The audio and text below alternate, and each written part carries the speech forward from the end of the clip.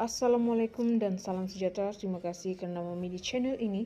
Sila pertimbangkan untuk tekan butang subscribe, like, komen dan share. Serta aktifkan lonceng notifikasi anda agar tidak ketinggalan dengan video-video terbaru dari channel ini.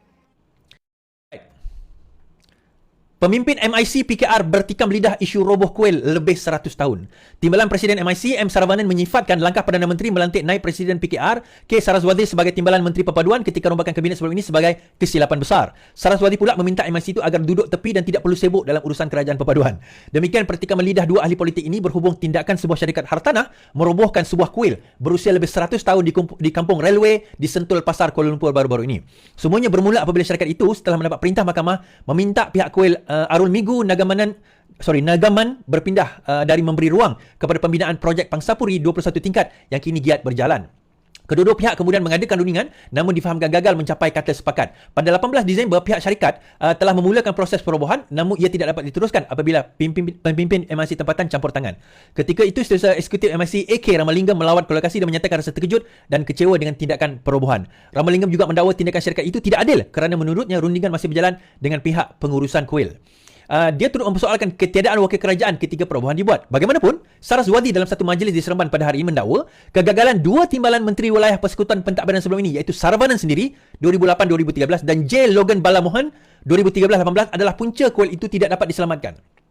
Isu kuil itu bermula sejak 2007. Saravanan dan Logan Balamohan selaku timbalan menteri gagal selesaikan isu tanah dalam tempoh itu dan menjadi ia semakin berlarutan. Saravanan dalam kenyataan balas mendakwa Saraswati sebagai tidak sesuai untuk berada dalam Kementerian Perpaduan. Saya minta dibaca dulu semula sejarah kuil itu. Isu tanah telah bermula sejak 97. Semasa saya jadi timbalan menteri wilayah, tiada satu kuil pun di Kuala Lumpur dirobohkan. Kuil itu dirobohkan di bawah kerajaan sekarang dan siapa perlu bertanggungjawab? Ini bukan masa untuk tuduh menuduh. Kalau ini perangai timbalan menteri Perpaduan, maka habislah kementerian itu, katanya. Tidak puas hati dengan kenyataan Saravanan, Saraswati berkata, sidang media pada 20 Disember yang menyerang MIC selaku parti kemudian BN yang berada dalam kerajaan. Saya memberi amaran terakhir kepada MIC agar segera hentikan kerja-kerja boikot terhadap kerajaan. Saya minta mereka duduk tepi dan tidak perlu sibuk dengan urusan kerajaan hari ini, katanya. Saravanan pula membalas dengan berkata MIC setuju untuk bekerjasama dengan Anwar atas permintaan Presiden PKR itu sendiri. Semalam Saravanan dalam satu video berkata MIC bersetuju mengadakan Anwar setelah diminta oleh Anwar. Jika mereka fikir kami boikot, maka Anwar sendirilah perlu beritahu, bukan Saraswati. Saraswati minta kami duduk tepi. Dia jadikan naib Presiden PKR dan timbalan menteri atas usaha orang lain, bukan menang dalam pilihan parti atau PRU, kata Saravanan.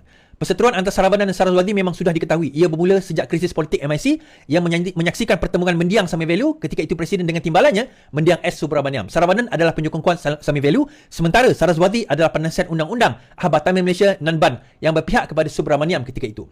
Mereka bertembung pada PRU 15 di Parlimen Tapah. Saravanan menewaskan Saraswati dengan perbezaan 5,064 undi. Ya, betul, Saraswati adalah bekas MIC sendiri dan beliau telah keluar menyertai Parti Keadilan dan telah dilantik menjadi naib presiden dan akhirnya dilantik menjadi senator dan timbalan menteri baru-baru ini dalam perpaduan. Isu mengenai kuil ini, tuan-tuan, memang dia isu yang lama sebenarnya dan mengenai tanah tersebut, pertikaian tersebut seperti yang disebut tadi sudah bermula sejak tahun 97 tadi.